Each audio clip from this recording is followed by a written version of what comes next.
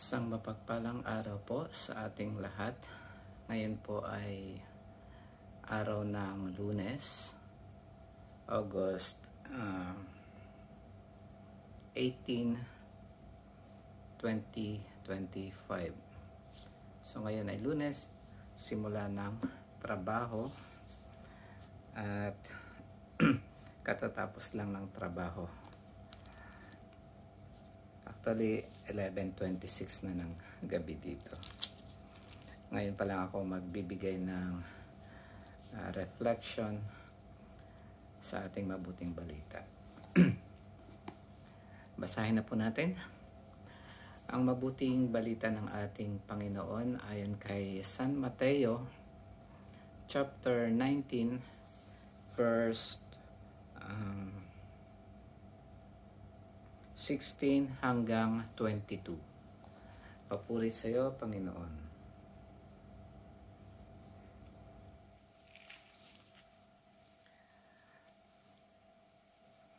May isa namang lalaking lumapit sa kanya at nagtanong, "Guro, ano pong kabutihan ang kailangan kong gawin upang magkamit ng buhay na walang hanggan?" Sumagot si Jesus, "Bakit mo ako tinanong kung ano ang mabuti? Iisa lang ang mabuti. Kung ibig mong magkamit ng buhay, sundin mo ang mga utos." "Alin-alin po?" tanong niya. Sumagot si Jesus, "Huwag kang papatay, huwag kang mangangalunya, huwag kang magnanakaw, huwag kang magsisinungaling sa iyong pagsaksi. Igalang mo ang iyong ama at ina, at ibigin mo ang iyong kapwa gaya ng pag-ibig mo sa iyong sarili." Sinabi ng binata, "Tinutupad ko na po pong lahat iyan. Ano po ang dapat kong gawin?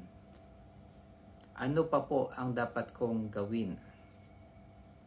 Kung ibig mong maging ganap, humayo ka, ipagbili mo ang iyong ari-arian at ipamahagi sa mga dukha ang pinagbilhan. Kapag ginawa mo iyon, magkakaroon ka ng kayamanan sa langit.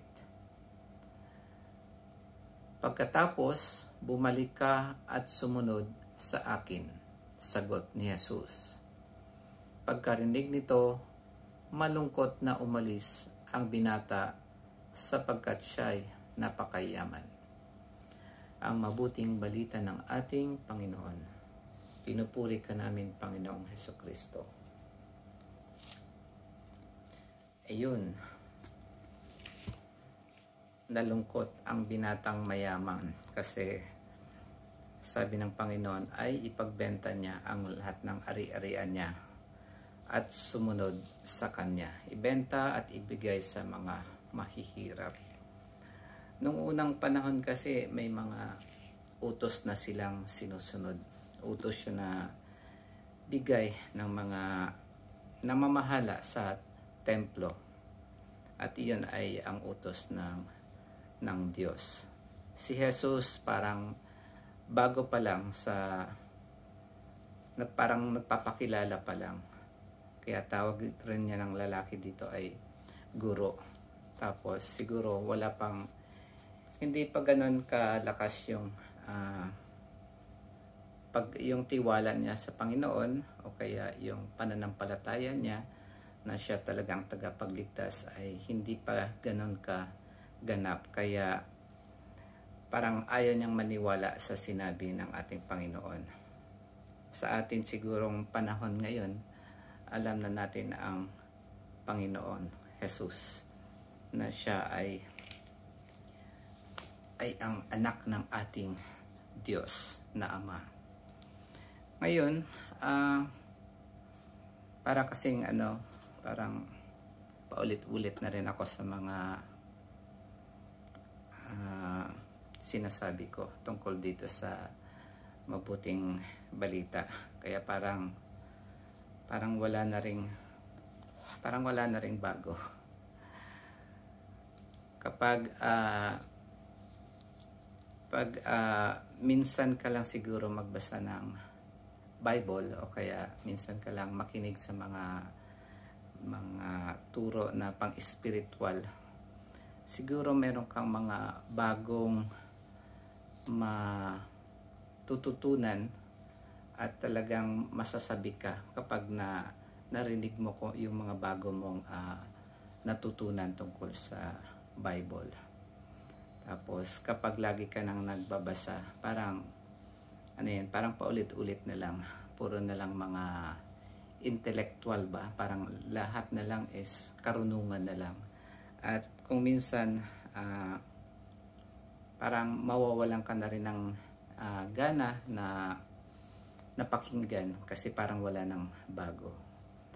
Pero katulad nga ng dito sa tinanong ng lalaki, tinanong pa niya si Jesus kung ano ang dapat niyang gawin. At sinabi niya yung mga utos sinabi ng Panginoon yung mga utos. At sinabi niya, ginagawa na daw niya yun. So parang katulad din sa atin no? Parang lagi na nating naririnig to. Tapos parang wala nang bago. Ang tanong din siguro sa atin ng Panginoon ay kung ginagawa na ba natin itong mga natutunan natin dito. Ina-apply na ba natin to sa ating sariling buhay Kristiyano. Kasi dito, yung sinabi niyang ibenta mo o ang lahat ng ari-arian mo at ipamigay sa mga mahirap at sumunod kay Jesus. Hindi naman ito bagong utos eh.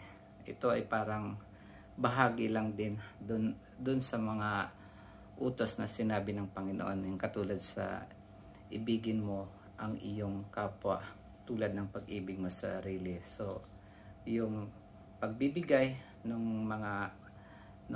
kung anong meron ka ay parte yun ng utos na ibigin mo ang iyong kapwa tulad ng pag-ibig sa iyong sarili. So at ang malaking balakid para sumunod sa ating Panginoon ay sinasabi dito. Yung pagmamahal sa mga material na bagay, yung kayamanan na material. Ito naman siguro ay hindi naman ibig sabihin na kapag mayaman ka ay hindi ka na makakasunod sa Panginoon. Pero meron kasing yaman na napupunta lang sa nasasayang lang ba dahil hindi natin ito nagagamit ng wasto o tama. Isa lamang simple na halimbawa na natutunan ko nung bata pa kami.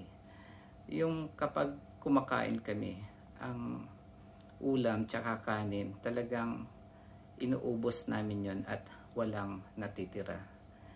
Hindi katulad sa may mga sitwasyon na kapag marami kang pera, halimbawa bibili ka ng ulam, tapos magsasando ka ng ulam at napakaraming ulam sa isang pinggan, tapos pag nabusog ka na ay itatapon mo na lang yun, o kaya magsasaing ka ng napakarami, o kaya magluluto ka ng napakarami, tapos kapag napapanisan ka ng ulam o kaya kanin. Kaya parang para sa mga mayayaman o maraming pera, parang wala lang yun kasi kaya namang bilhin. Pero doon sa mga mahirap na walang-wala, yung mga ganong bagay na napakaliit na bagay ay malaki na para sa kanila. Kaya kapag nakikita ko talagang may napapanis na kanin, parang sayang, nakakapanghinayang kasi parang napunta lang sa wala, hindi siya nagamit ng tama. At yung ano naman, kung tutuusin, ang Panginoon ay mayroon din siyang alagad na mayaman. Kaya hindi natin masasabi na ang mayaman ay hindi pwedeng sumunod kay Jesus o mahirapan na sumunod kay Jesus. Ibig lang sabihin ay depende sa estado ng buhay natin, mayaman ka man o mahirap, matuto tayong magbigay kung kinakailangan. May yun nga sinasabi na 3 T's, yung treasure, talent, tsaka time. Yun yung pwede nating ibigay sa Panginoon regardless kung mahirap ka o mayaman. Isa dito sa mayaman na sinasabi ko ay yung marami pa siyang mga alagad, si Jose ng Arimathea. Dito sa Matthew 27 verse 57, basahin ko na lang. Bago magtakip siling, dumating ang isang mayamang taga Arimathea na ang ngalay Jose. Siya'y alagad din ni Jesus. Lumapit siya kay Pilato na hiningi ang bangkay ni Jesus. Ito yung ang araw na namatay ang ating Panginoon at hiningi niya ang bangkay para asikasuhin niya. So itong si Jose ay isa ring mayaman na alagad ng ating Panginoon. Ibig sabihin, pwede tayong sumunod kay Jesus kahit mayaman man tayo. Pero ang gusto ng sinasabi rito ng Panginoon, ang mabuti lamang ay iisa lamang ang mabuti. Nung tinanong ng lalaki kung sino yung mabuti, kung ano yung mabuti, sabi ng Panginoon ay iisa lamang ang mabuti. Doon sa Gospel ni Mark, sinasabi doon na ang Diyos lamang ang mabuti. Kaya sinasabi doon na yung kung gusto mong maging ganap, parang sinasabi ng Panginoong Jesucristo, ipapakita ko sa iyo kung papaano maging mabuti. Kasi si Jesus ay isang nagkatawang tao para gawin niya ang lahat ng mga utos na hindi kayang gawin ng tao na katulad natin. At ganoon din naman, inaanyayahan tayo ng Panginoon na maging ganap o kaya perpekto na walang bahid ng kasalanan para makasunod sa kaharian ng Diyos. Kasi ang kaharian ng Diyos ay katulad ng kasalan na ang makakapasok lamang doon ay ang mga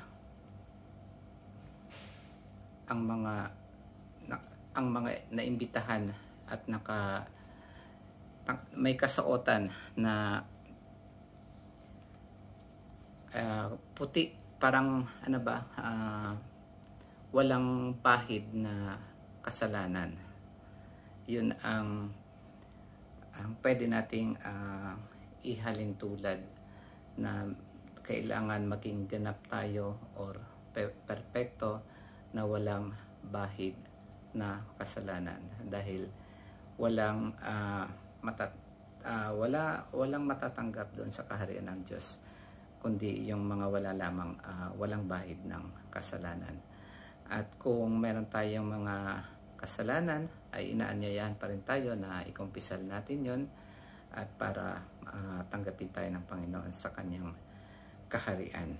At yun nga, ang lahat na ito ay grasya sa atin ng Panginoon. Ipinagkaloob niya sa atin ang kanyang espiritu para magawa ang mga bagay na mabuti at mailayo tayo sa lahat ng mga pagsubok o kaya ay temptation. Yun lamang po. Pagpalain po tayong lahat, and God bless mga kapatid. Amen.